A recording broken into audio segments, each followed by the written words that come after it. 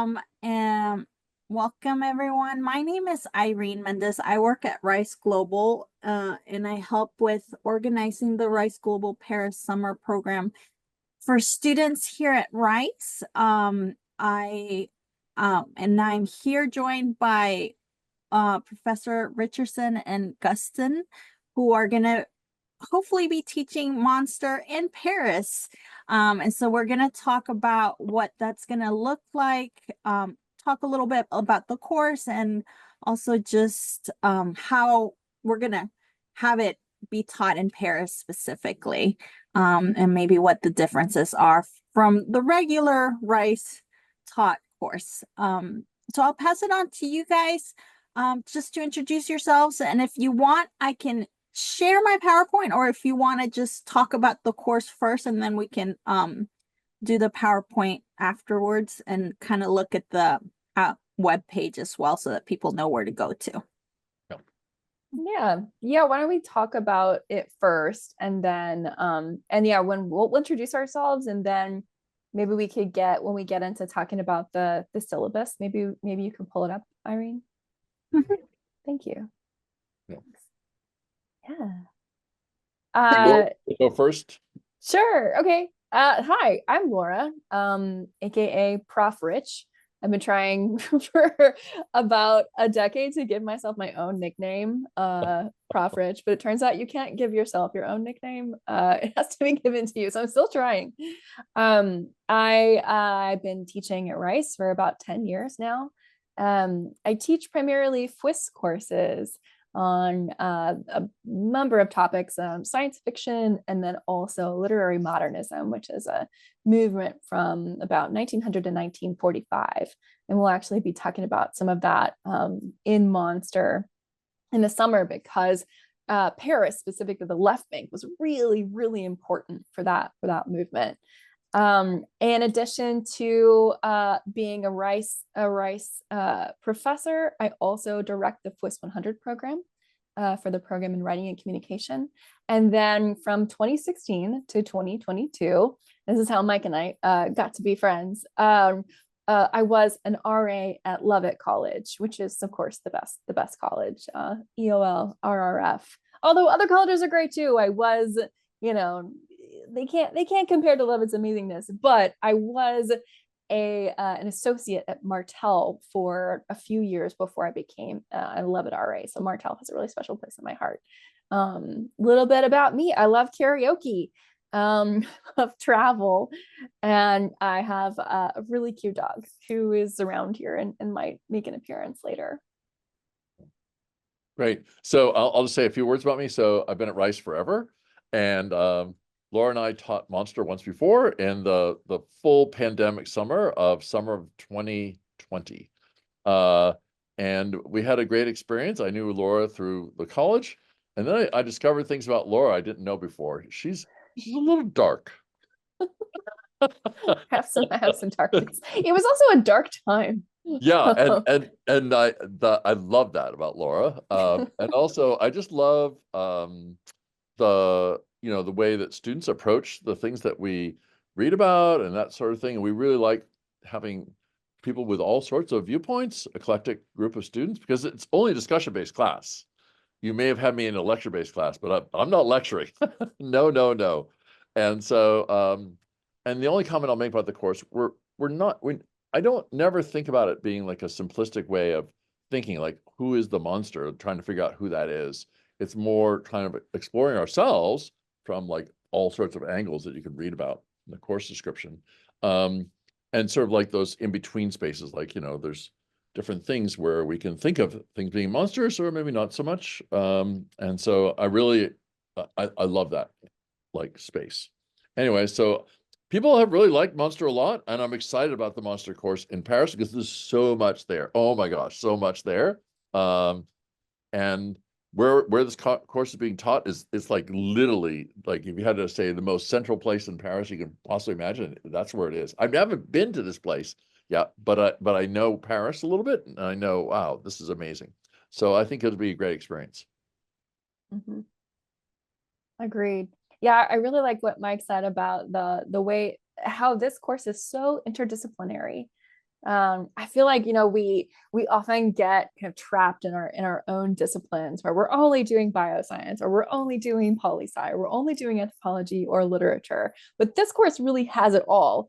And I've often felt that we need more approaches like this in higher education, where we are looking at and studying the intersections among different disciplines, and then thinking about how those intersections tell us about what it means to be human, right?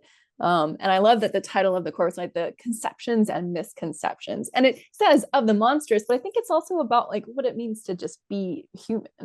What are the things that we believe, and what do those beliefs tell us about us, or those misbeliefs tell us about us? Yeah, and we're constantly experimenting with the course. So I'm always delighted to get suggestions from people about either things related to the different parts of the course that we could talk about, but certainly like art exercises are kind of fun to think about, but also just biology, medicine, whatever. I'd love to get an opportunity to go to parts of Paris that have amazing medical museums. There's one in Philadelphia, it's quite incredible, but I know Paris has unbelievable places as well. So hopefully we get there and see some very thought-provoking things. Yeah. Yeah. Definitely. Would it be a good time to pull up the syllabus now? Yep, I'll go ahead and share my screen. Thank you. Thanks. So here's the syllabus. I don't know what you guys want to focus on, maybe course description. Yeah, well, if you would scroll down to the schedule. There we go. Okay. Nice. Yeah, because Mike was just talking about museum opportunities. We have a host of really exciting plans for ways to engage Paris with the misconceptions and conceptions of the monstrous. And we're super excited to go to a ton of fantastic museums. I was talking earlier about one of my areas of expertise, which is literary modernism. So we're talking about people like Gertrude Stein, Ernest Hemingway, F. Scott Fitzgerald, who's not living in Paris, but is visiting all the time. And these people, these writers, these thinkers were all really, they weren't kind of writing and thinking in a void, but rather they were in communication with visual artists in particular in Paris, namely people like Picasso. And so one of the things that we will be doing kind of early on in the course is thinking through how form changed in art in the early 20th century. Modernism is the movement from realist modes of representation to more impressionistic modes of representation. And what's happening in literature is following directly from what's happening in visual art. So in addition to reading things by, writers like Gertrude Stein and James Joyce, we will also go to museums and see the very artworks that were in conversation with the way that they were changing writing.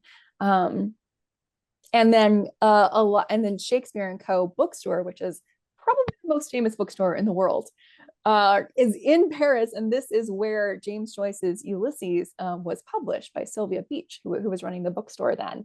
And oh gosh, I'm super excited to do this. We'll have so many fun conversations about intersections between art and literature and form, and then we'll move on from there to think about how other kinds of disciplines are also thinking about that as well, right? Like form and biology, form and medicine.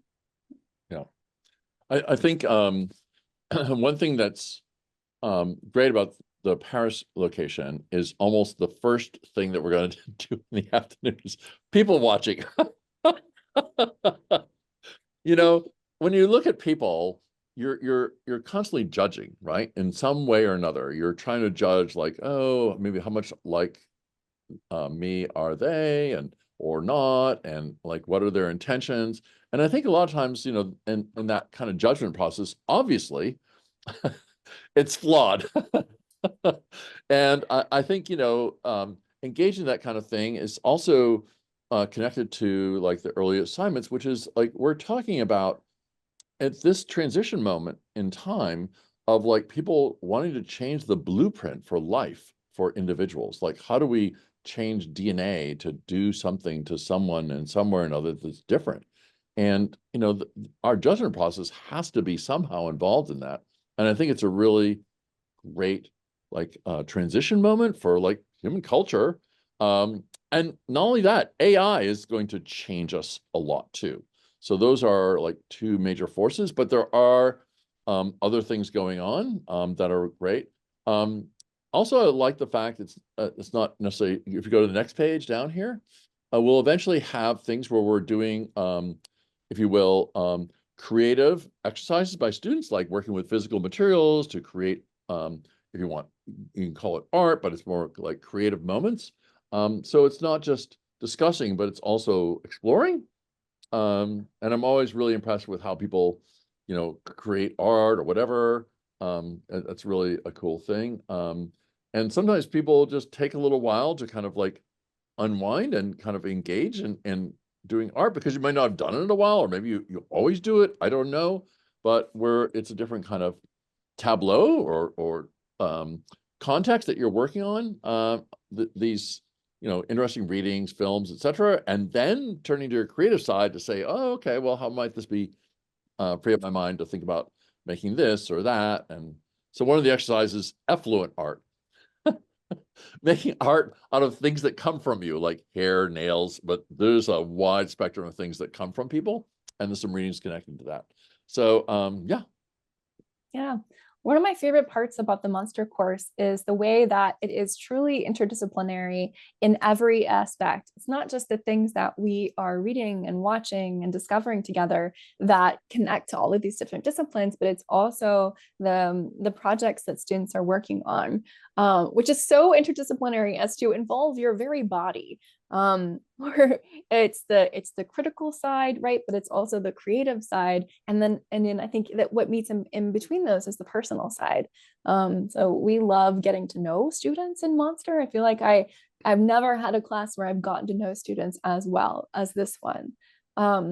That's because it's really focused on all of the different aspects of the learning experience. And that's one of the things that I think just makes the course really fantastic, is that it's not kind of pigeonholing students into one mode of expression or another. It's really engaging them all. Yeah. And I'm also just excited for people who haven't been to Paris before, or perhaps even have never traveled outside the US, because obviously when you go to a different culture or a different city that you've never been to, there's a like, it's sometimes working at a different level about how you're like not necessarily discovering yourself, but somehow exploring yourself in like new ways. Like you see things that are foreign, and it kind of, now you're with other people who are also having this kind of like, oh, I'm in a new place, and how does that fit with my conceptions of myself? And we're reading about things and observing Paris and engaging in Paris, really. And I think that's a lot of fun. And I view this course as fun. It is meant to be, there's a serious side, which, you know, obviously there's a lot of interesting works to, you know, people, short stories or short excerpts from things that are in biology or medicine, whatever. But, you know, it's really kind of a very, people find themselves going through a type of development. People admit things about themselves they never really quite understood before or whatever. So I'm not saying that's you per se, that will happen for you, but it often happens. Yeah. Mm-hmm. Yeah. Let's see what else. So I think the way we have some things planned that we're working on, some things that I don't think Laura and I want to talk about right now because we haven't nailed everything down, and we still have to work with Rice Global Paris about some of the things we're wanting to try. But once people are sort of registered in the course, we'll reaching out and talking to people about some ideas we have, and maybe engaging you in some of that stuff as well. So yeah. Yeah. And the thing about, you know, our program is we really want to make sure that we use Paris as the classroom, right? So like you guys are doing a course that you normally would do at Rice, but it's different because you're actually going like these things that can be sort of abstract here at Rice, like you're going and like seeing these places or experiencing a location or, you know, someone published a book that, you know, is relevant to your class. And things like that, I think, is what can elevate this. You know, the course already itself is really popular and really amazing, and just kind of how do we look at it differently in Paris, for example, and like what that will bring about for your, you know, the projects at the end, like how's that going to look being Yeah. done in Paris, you know, and all the students having a different experience being abroad, and like exactly what you're talking about. Yeah. Great. Yeah. Do you guys have anything else you'd like to share about your curriculum or anything else you want to talk about before we switch over just to the program specifics? I mean, there's too much to talk about. I know there's so much to say. Maybe just I think this is coming through, but I also just want to add specifically how enthusiastic we are. We're so excited about this. We I think that one of the things that makes Mike and I work really well together is our shared enthusiasm for learning and for working with students, and you know, being in Paris and having that kind of added element of travel and discovery in a totally different way, I think is only going to make it more exciting and make us more enthusiastic. Yeah, and it's only a discussion-based class, so there are obviously times where we'll be discussing things in a classroom, but I mean, I can imagine all kinds of other venues for discussion within Paris. I mean, I'd love to go, you know, to go watch the sunset and then hang out for a little while and then talk about some things, you know, just as a group, that don't necessarily involve like, oh, here's 1 hour of class time that we need to talk. So I think some spontaneous conversations can be amazing too. Yeah. I mean, it's a great place to go, sit by the river, watch the sunset, eat some cheese and baguettes. So like that's definitely the best setting I'm for definitely thinking about also discussion. Sacré-Cœur as well for Oh, watching the sunset. so that's the best one. Yeah, that's the best view over there. Yeah. Um, and then could you talk about any kind of prerequisites or you know, anything like that, just to make sure the students know if there's anything or what you guys require from that? Yeah. Zero prerequisites. Yeah. Because I am the director of the FWIS 100 program, we do have a slight preference for students who have taken FWIS 100, but not every student in the class needs to have taken that course. So if you have any questions about that, you can always send me an email to my email address is on the syllabus. It should be on the syllabus, and then you'll always look me up in you know, the directory and let me know if you have any questions about that. But really, there are no prereqs. You know, come as you are. Yeah. The only other thing I was going to say is that we're going to have to we somewhat reshape things for Paris, and we're still reshaping because there are readings, but we're trying to have shorter readings, and we're also have, you know, and we also will ask people to write a little bit about what they've read, and so there is a little bit of homework there, you know, whatever, but we're trying to make that not too onerous so that people can, you know, if you will, explore Paris both within the course construct but also on their own. We're not trying to fill up all your time in Paris with the course, but it's hard to have a discussion unless people are prepared. So to, you know, having read some things, reacted to some things. So there is definitely a homework component, but we're trying not to have it too overwhelming. Hey, I think there's a question in the chat. yes. Yes. Grace is asking if it still counts as a D3 in the summer. Yeah. It does. Yep. I can add that to the web page just to make it clearer. I think it might already be in there, but I'll just double check. Yeah, I think it's also analyzing diversity. It's one of the courses for that as well. So yeah. I'm just gonna talk really quickly about the program, just logistically what's provided. So I'm just gonna share my screen.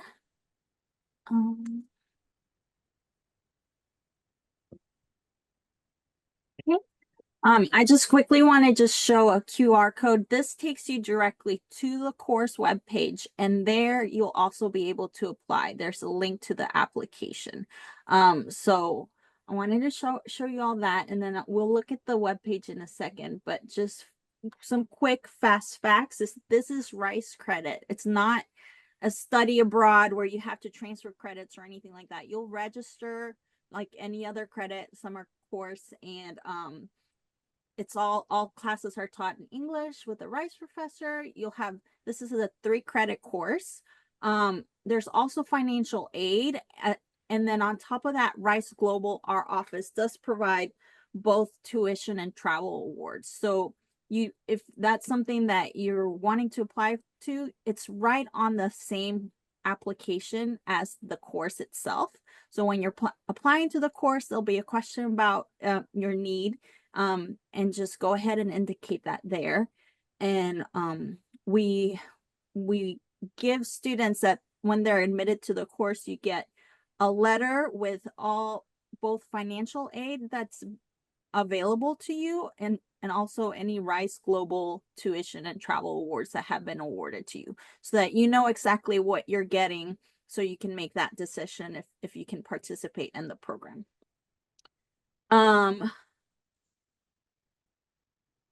Just a quick reminder, this is Paris session 3, which means the dates for this class is June 27th through July 17th. It's at the Rice Global Paris Center, which like Professor Gustin said earlier, it's right in the Marais, which is an amazing side of Paris, like a hopping area, basically. It's a great place to be. Again, who can apply? Any Rice undergraduates. There's no prerequisites. And then for tuition is at $1,800 per credit hour. And this course is 3 credit hours. But what does that cover? That covers, you have housing for the whole time in Paris that you're there. You get Metro card for all 3 weeks, course set excursions, all these tickets that you're going to, all these places you're going to go see are covered by the program. You get 3 group meals and travel insurance. We're also adding to the program, so there may be more additional things that are announced as we make some additional decisions for. So, you know, we'll let people know, and we'll update the web page as these things get announced. Again, if you are financial aid eligible, you may be eligible to receive financial aid for this course.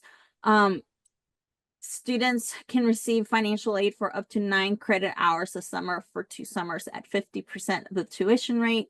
That's, again, I work with the financial aid office directly, so they let me know exactly how much aid you have available, and I'll let you know in your letter. So you won't have to be trying to guess, you know, what you have at that point.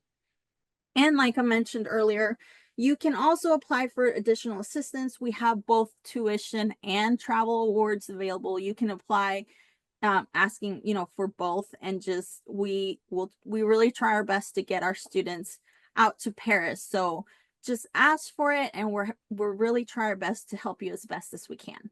And then just so you know, this link actually links to the information about our programs. So first, this is the actual web page for the course. And like you can see here, you can apply directly here. And then it has all the information that we just talked about. And then if you scroll down, you can take a look at the draft syllabus here, which we had been sharing. And then if you do have questions, you can always email me at pariscenter@rice.edu, and I can send that information to the professors, or like Laura said, you can email her directly. Her email is listed right here. So you guys should be able to contact anyone that you need to contact. Any program questions like financial aid and that kind of stuff, you can send along to me, but any questions about the course specifics, feel free to reach out to the professors. And then just a little bit more information about the program itself. If you go to our student program page here at the Paris Center, we have, this is where you'll find the courses that are going to happen next summer, and which this course will be is listed on there. Then also we have some FAQs. So there's a lot of questions here about, questions that you may have as prospective students. Just go ahead and read through this. A lot of things are answered right here. And then even once you're admitted, there's more pre-departure information, and then FAQs after arriving to Paris. We also have a whole travel guide that if you get accepted into the course, it's like really detailed about all things Paris. So if you get into the course, you'll be able to log into Canvas. And then we also have a student life in Paris page. So it'll show you kind of the locations, like here's where you'll live, here's where you study. This video shows like what your bedrooms look like. Each of you would have your own apartment basically. And then what the Paris Center looks like, so where you'll be taking classes. And then any kind of other questions that are, some fun tips about living in Paris, you can find here. So take a look at that if you're interested. And just stop sharing. Yeah, so I don't know if anyone has any questions after that. I have one more question. You may have already mentioned this and I just missed it, but when is the application due? Oh, good question, because I did not mention it. It's due January 31st of next year, 2025. So we kind of let students have the winter break to really think about it. And then you can apply. We have it open. It is by selection. So like once the deadline closes, it's closed on the 31st. And then we'll select students and then let you know pretty much a week or so later, like if you've been accepted into the course or if you've been waitlisted. At that point, you would only have to wait a week to know if you're out of the wait list or not. It's pretty quick because students are starting in May, so there's not a lot of time to kind of wait on that. So you'll know pretty quickly after that if you're gotten in the course. Okay, cool. Thank you. Also, is the January 31st deadline also for the financial aid application as well? Yeah, so it's all in one. So you're not even having to go to the financial aid office. You literally just apply via that application listed on the webpage. Like I said, I work with them directly. They let me know immediately like how much aid you have available, and I'll let you know in that if you're accepted in the acceptance letter. Okay, awesome. Thank you. Yeah. Yeah. Anyone else? So obviously not everyone speaks French, right? So has that been a problem for people in going to Paris at all, or no? So we have our French staff who are fluent in French, who are like a big help. The other thing is each of the residences we'll have 3 RAs for the residences. So, and they are all fluent in French. Like they can't be an RA without being fluent in French. So they usually help out with us students if they're needing, to go shopping or anything like that. They have office hours and they can come see them every day. Basically, they have office hours.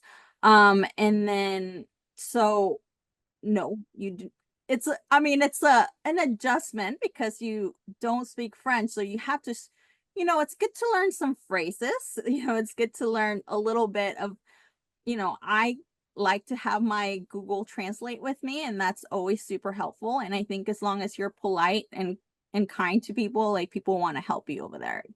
But we do have a lot of help to help students and professors because we know that you guys don't speak French. So that's how we try and facilitate it with the RAs and our staff.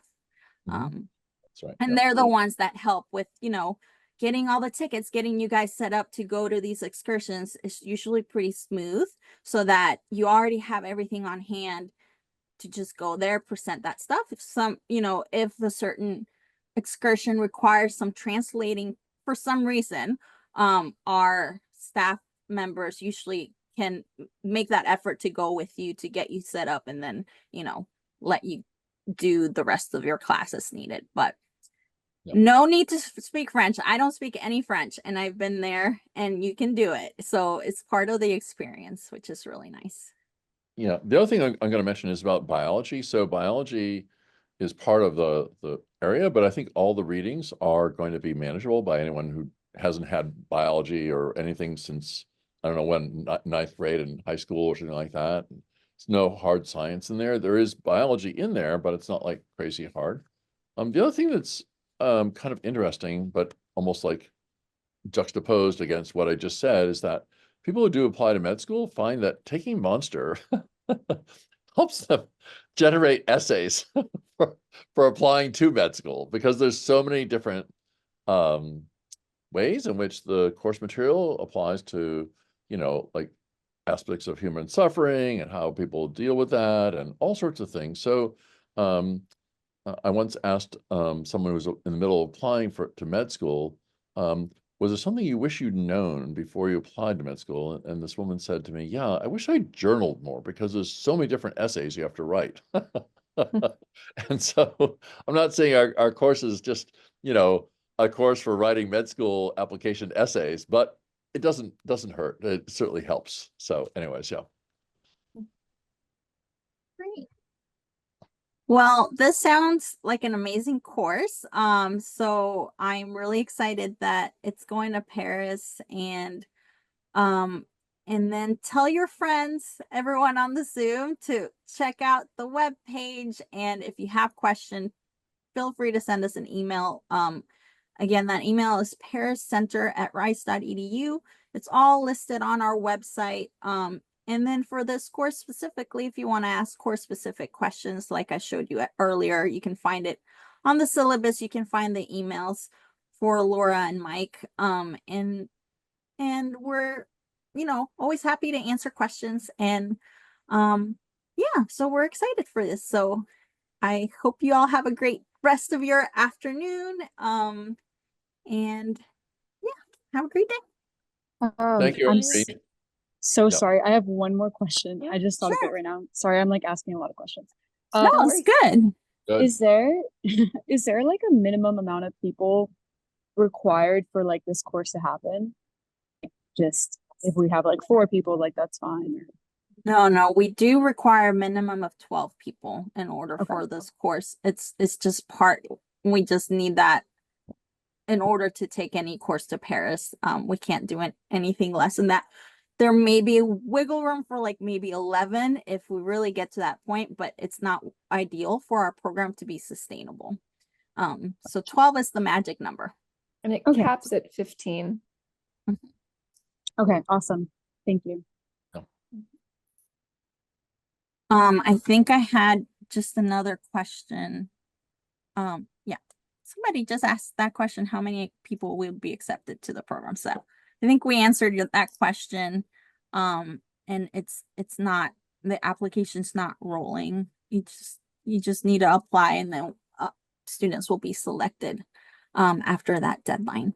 Yeah, I will say this is that Laura and I are involved in the selection process, so certainly the FWIS 100 is a really important thing, but also we're also looking for an eclectic group of students. So what I mean by that is people who maybe have different majors or different life experiences or whatever, so that, we don't all like say the same things. Obviously we wouldn't, but I mean, so any kind of major. In Monster, we've had music majors, architecture majors, any kind of major you can think of at the university has been in Monster and contributed in like significant ways. And yeah, international students, doesn't matter. We've had all sorts of majors in the course, and it's great in terms of discussion to have like more variety.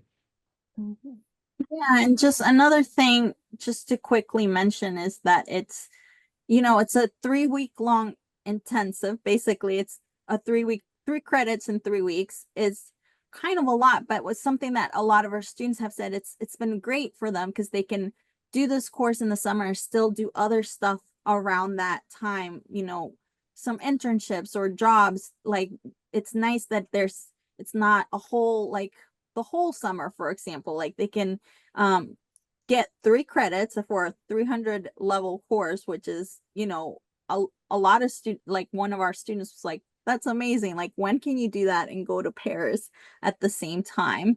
And so just to keep that in mind, it is just like such a great opportunity to get course credit and get an amazing experience and still have the rest of the summer to do other opportunities that you may not have if you have to do a whole summer course, for example. Mhm. And I think it's also important to say that I think that there are other rice organized things like, you know, rice in Spain or whatever, rice in whatever, in which you're staying with host families. And this is a different kind of thing. I think it's more a community of students and professors and, you know, working on a course during that time and, you know, connecting with each other about different things that we're talking about. So it's a different kind of experience. And I think I think it'd be fabulous. Yeah. Great. Okay, so well, feel free to check out our website for more information and send us emails. And you know, thank you for coming today. Have a great day. All right. Thank you for coming as well. Thanks for coming. Yeah.